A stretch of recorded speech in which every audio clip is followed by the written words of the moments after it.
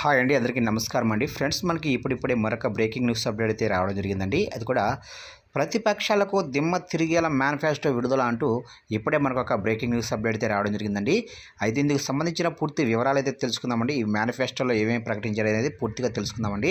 Video ఎక్కడ skip చేయకుండా చూడండి ఫ్రెండ్స్, అప్పుడే మనకి పూర్తి సమాచారం అయితే తెలుస్తుంది. ఇక లేట్ చేయకుండా వివరాల్లోకి వెళ్ళిపోదాము. ఇక్కడైతే చూడండి ఫ్రెండ్స్, లోక్సభ ఎన్నికలకు సంబంధించి తమిళనాడులోనే అధికార పక్షం డిఎంకే ఎన్నికల మేనిఫెస్టోను విడుదల చేసింది.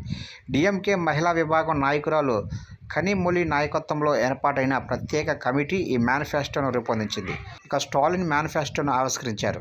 ప్రతిపక్షం ఇండియా కూటమి లోక్సభ ఎన్నికల్లో గెలిస్తే పౌరసత్వం సవరణ చట్టం 2019ని రద్దు చేస్తామని ప్రకటించారు.